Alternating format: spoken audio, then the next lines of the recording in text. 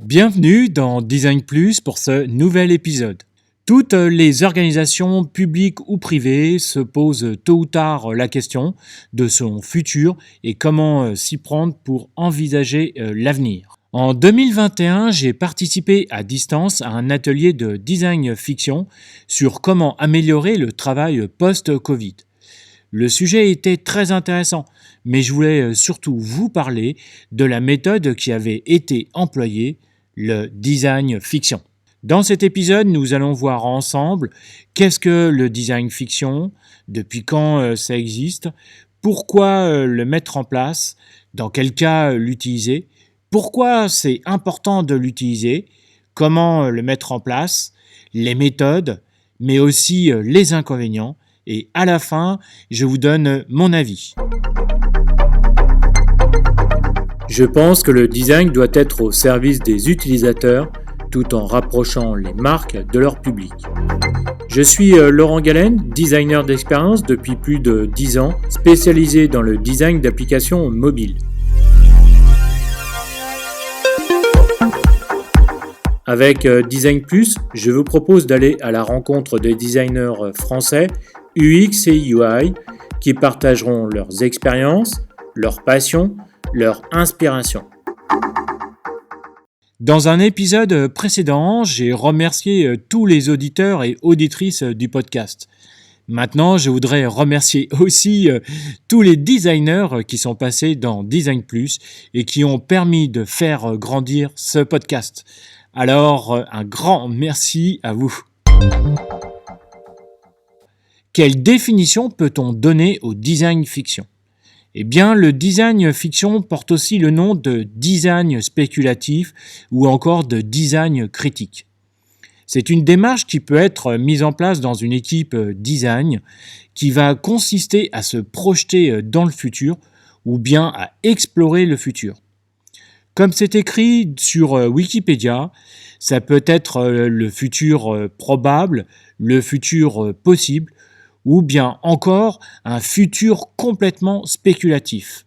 En fait, le terme de design fiction est assez récent, puisqu'il a été formulé pour la première fois par l'auteur américain de science-fiction Bruce Sterling dans les années 2000, puis il a été théorisé par l'artiste Gillian Blicker en 2009.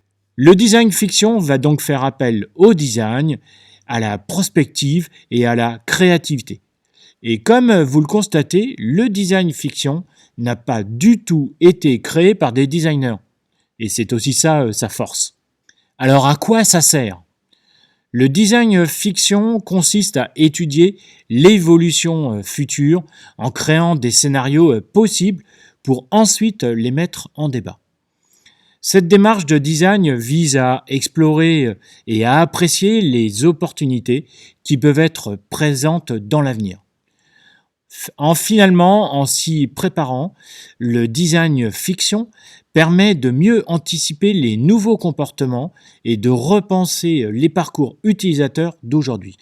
Cette méthode consiste souvent à imaginer en équipe, avec l'aide d'un designer, des scénarios, des artefacts et des pratiques qui pourraient avoir lieu selon les possibles futurs et contextes que l'équipe décide d'explorer. Le design fiction s'appuie aussi sur des signaux faibles de notre quotidien.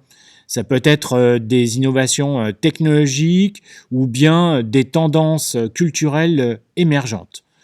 Pour ensuite les extrapoler pour construire des visions disruptives de manière à questionner nos usages. Autrement dit, faire du design fiction, c'est donc expérimenter le futur en faisant appel à des capacités créatives. On maquette, on prototype des objets, des services ou bien des process de la façon la plus vraisemblable possible. Puis ensuite, on les teste pour explorer l'impact émotionnel des solutions élaborées, leur acceptabilité et leur pertinence en termes de futur souhaitable. Alors à qui c'est destiné ? En fait, la méthode de design fiction est destinée vraiment à tout le monde. Que ce soit une entreprise publique, une société privée, une très grande équipe, une petite équipe, une équipe design, un groupe de personnes et toutes les strates de l'entreprise, du technicien au COMEX. L'exercice du design fiction peut être utilisé dans tous les secteurs: la santé, l'énergie, le transport, la banque, le retail, etc. Alors pourquoi c'est important de l'utiliser? Car finalement, tout le monde peut et doit développer des capacités d'adaptabilité pour faire face à un monde qui évolue sans cesse et rapidement. Alors, la mise en place du design fiction dans une entreprise peut répondre par exemple à différents objectifs. Je vous en donne quelques-uns. Ça peut être pour se rassurer par rapport à l'évolution de son métier. Ça peut être aussi pour définir l'orientation stratégique d'une entreprise. Par exemple, rechercher des opportunités de diversification d'activités pour réfléchir à l'avenir de son secteur. Mais ça peut être aussi pour imaginer un nouveau produit, un nouveau service, ou bien anticiper l'impact d'un nouveau produit. C'est ce qui arrive le plus souvent, hein. Mais aussi, ça peut être anticiper des menaces sur un modèle économique, ou bien essayer de décoder, d'anticiper les tendances sociétales et comportementales qui pourraient influencer les futurs clients, ou bien encore pour se questionner sur la culture d'entreprise. Et vous allez voir, je vous donnerai un exemple plus tard, et vous allez voir que ça peut être aussi de façon beaucoup plus large. Alors comment? Comme je vous l'ai dit précédemment, le design fiction est un exercice d'abord créatif. Il est donc nécessaire de mettre en place plusieurs exercices de création qui mettent en action l'intelligence collective. Il va donc y avoir des ateliers de divergence, qu'on appellera ici de fiction ou d'inspiration, mais aussi des ateliers de convergence pour créer un concept cohérent. Donc le design fiction fait appel à plusieurs mécanismes. Donc ça s'appelle l'approche par les scénarios, c'est-à-dire les fictions mettant en scène des situations de vie incarnées par des objets ou des usages du quotidien. Il y a aussi le prototype, qui est un objet artistique, amusant ou réaliste, qui est destiné à provoquer les échanges et la discussion. Ensuite, il y a l'evidencing, c'est rendre tangible un concept qui n'existe pas encore par le biais d'une fausse preuve de son existence. Ensuite, il y a le backcasting, c'est-à-dire imaginer la vision cible d'une réussite future, puis d'élaborer un plan d'action permettant d'atteindre cette vision. Dans l'atelier que j'avais suivi en 2021, les facilitateurs avaient utilisé le framework POEMS, qui veut dire People, Objects, Environment, Message et Service. Il y avait plusieurs équipes qui travaillaient sur un scénario, sur une seule thématique précise. Donc chaque équipe travaille sur un seul scénario et doit à la fin présenter une maquette pour déboucher sur un concept cohérent. Donc la première étape consiste à se nourrir de plusieurs sources, des romans, des BD, des films, de la publicité, ce qui permet de tirer les différentes sources et de représentations du futur. Tout au long finalement du processus, ces différentes ressources viennent nourrir l'équipe. Elles permettent de transformer leur conception du futur en possible directement exploitable. La seconde étape consiste à choisir plusieurs faits pertinents et à les réunir afin de créer un concept cohérent et crédible qui va constituer la base de production de la maquette ou de plusieurs objets bien réels. Les ressources de fiction que l'équipe aura préalablement sélectionnées sont finalement une aide très précieuse pour définir les usages de ces objets ainsi que leur forme. Enfin, la dernière étape, chaque objet doit être rattaché à un récit afin de créer une nouvelle vision du futur en liaison avec une organisation particulière. Donc chaque objet est donc intimement lié à un usage précis qui doit être défini en amont du projet. Alors combien de temps dure un atelier de design fiction ? Eh bien, finalement, ça va dépendre du thème, du nombre de sujets, du nombre d'équipes, du nombre de participants, et puis aussi, bien entendu, des résultats. Un atelier peut durer de quelques heures à plusieurs jours. Alors, comme je vous disais tout à l'heure, je vais vous donner un exemple récent de design fiction. C'est celui de la Red Team. Alors, je vous explique un petit peu ce que c'est que la Red Team. En 2019, l'armée française a constitué la Red Team. L'initiative Red Team avait été décidée à l'été 2019 sur une initiative du ministère des Armées. En fait, cette Red Team, cette équipe, est composée d'une dizaine d'auteurs, de créateurs de science-fiction. Il y a des écrivains, des romanciers, des scénaristes spécialistes du genre, mais aussi des scientifiques, des dessinateurs et des designers qui travaillent étroitement avec des experts scientifiques et militaires. La mission de la Red Team a pour but d'imaginer les menaces pouvant directement mettre en danger la France et ses intérêts. Elle doit notamment permettre d'anticiper les aspects technologiques, économiques, sociétaux et aussi environnementaux de l'avenir qui pourraient engendrer des potentiels de conflictualité à l'horizon 2030-2060.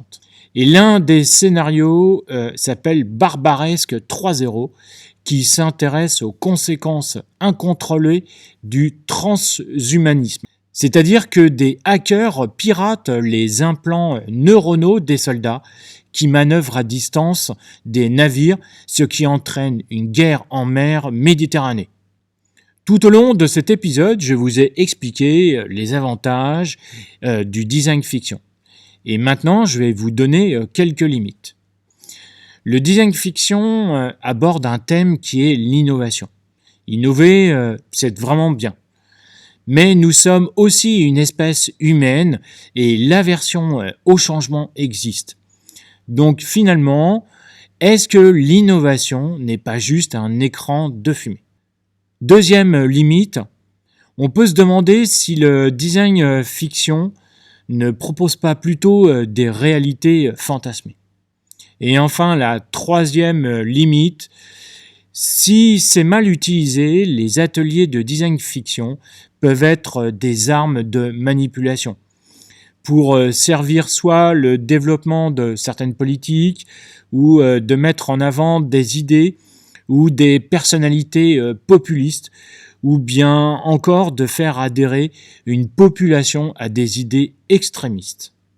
Alors, mon avis, le design fiction est une méthode qui est très intéressante et je trouve disruptive pour imaginer des hypothèses crédibles en partant de l'existant.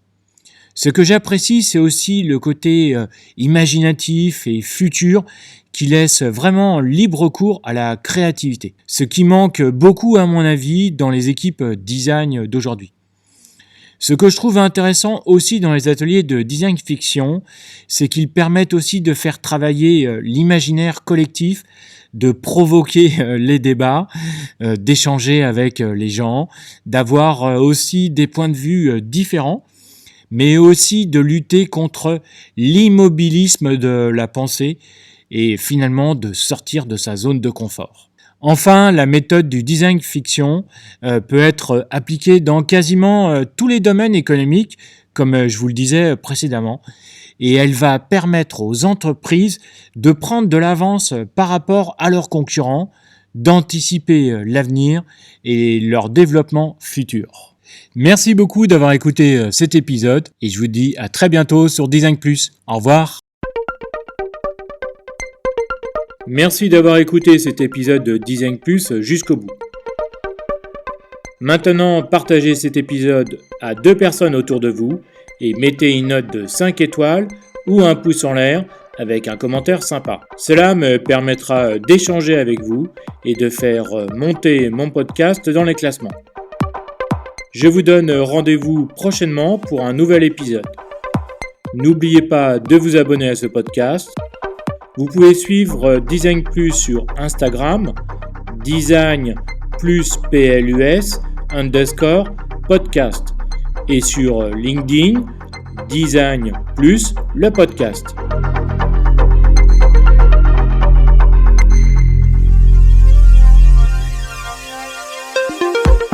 Ce podcast est disponible sur Apple Podcast, Spotify, Google Podcast, YouTube, Encore et sur d'autres plateformes.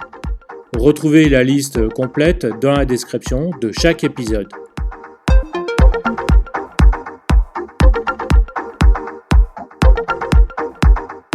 À bientôt!